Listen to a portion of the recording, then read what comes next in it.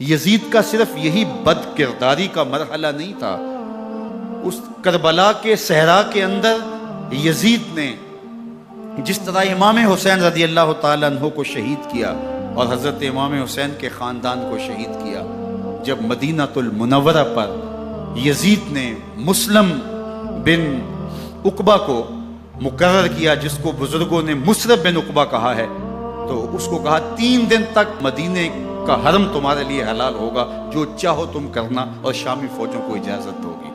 تو وہاں بھی انہوں نے 10,000 تابعین اور 700 صحابہ کو شہید کیا۔ حضرت ابو سعید خدری رضی اللہ تعالیٰ عنہ گھر سے باہر نکلے، کافی بوڑھے ہو چکے تھے، تو انہوں نے حضرت ابو سعید خدری کو پکڑ لیا، کہا تم کون ہو؟ کہا مجھے ابو سعید خدری کہتے ہیں۔ تو کہا ہاں تمہارا نام سنا ہے، اور داڑھی سے پکڑ کے کھینچا اور کہا کہ ہے تمہارے پاس جو ہمیں دو؟ تو کہا کہ میرے پاس تو کچھ بھی نہیں، میں تو فقیر آدمی ہوں۔ تو ان کے گھر ان کو لے گئے، تو 2 کبوتر رکھے تھے حضرت ابو سعید خدری نے، تو وہ کبوتر لوٹ کے لے گئے۔ تو ایک خاتون کے ابھی بچہ پیدا ہوا تھا، اور قابلہ نے، دائیا نے وہ بچہ ماں کی چھاتی پہ لٹایا، اور وہ ماں کا پہلا دودھ پی رہا تھا۔ تو یہ جا کے کہنے لگے نکالو تمہارے پاس جو کچھ ہے، جو کچھ ہے وہ ہمیں دو، ورنہ تیرے بچے کے نہیں چھوڑیں گے۔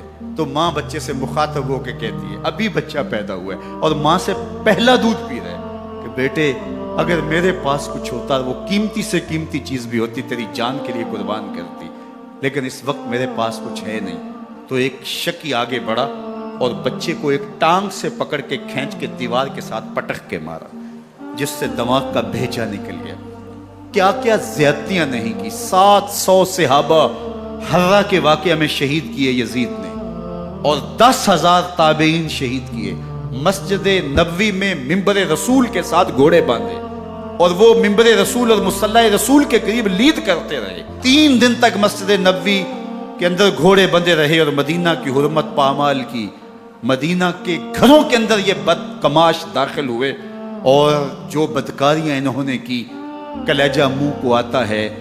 1002 شیزائیں ان بدکاروں کی بدکاریوں کی وجہ سے کنواری حالت کے اندر حاملہ ہوئی۔ 3 دن تک مدینے کا حرم انہوں نے پامال کیا، اور پھر مکہ المکرمہ میں کعبہ اللہ پر گولے برسائے، اور کعبہ کا غلاف جل گیا۔ وہ تو یزید مر گیا، اور حضرت عبداللہ ابن زبیر رضی اللہ تعالیٰ عنہ نے اپنی خلافت کا اعلان کیا۔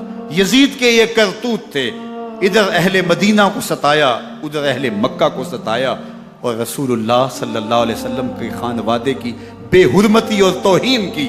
نہ صرف انہیں قتل کیا گیا، ان کی لاشوں پہ گھوڑے دوڑائے۔ ابن سعد اور شمر جو ہے وہ خیموں میں داخل ہوا، اور مخدرات اسلام کی چادریں چھیننے کی کوشش کی۔ حضرت زینب سلام اللہ علیہ نے مخاطب ہو کے کہا ہمارے چہرے کے رکھوالے چلے گئے ہیں، ظالم تو خیال نہیں کرتا ہم رسول اللہ کی بیٹیاں ہیں۔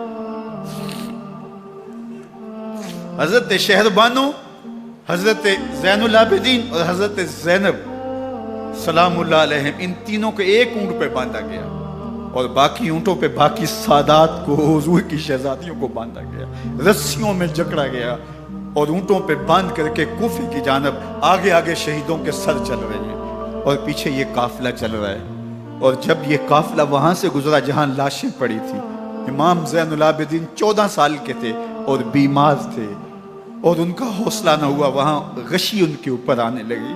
اور وہ منظر ابن کثیر نے، باقی لوگوں سب نے لکھا ہے کہ پھر جب ان کی یہ حالت ہوئی تو پھر سیدہ زینب سلام اللہ علیہ، جنہوں نے ابھی تک بڑے حوصلے کے ساتھ ساری مشکلات کا مقابلہ کیا تھا، اب ان کے بندن ٹوٹ گئے اور آنکھوں سے آنسو بہنے لگے، اور سیدہ زینب نے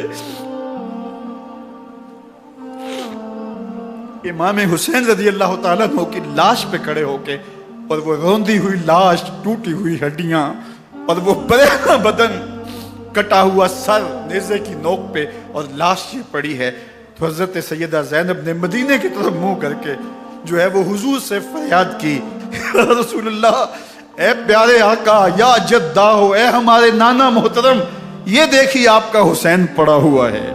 بدن سے کپڑے اتار لیے گئے، خاک ہوائیں اڑا رہی ہیں، اور اس کے اوپر چادر جو ہے وہ مٹی کی پڑ گئی ہے، یا محمد آہو۔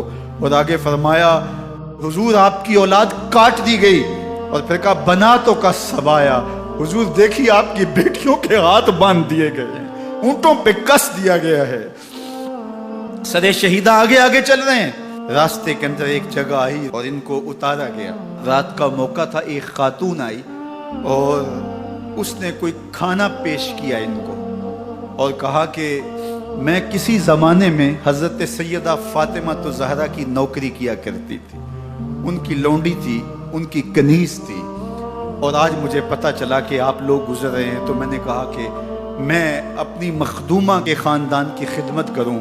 اور پھر اس نے کہا کہ اس وقت سیدہ کی گود میں ایک 6-7 ماہ کی بچی تھی جس کو زینب کہا کرتے تھے، تو سیدہ زینب نے کہا کہ اماں اگر پہچانتی ہو تو وہ بد نصیب سے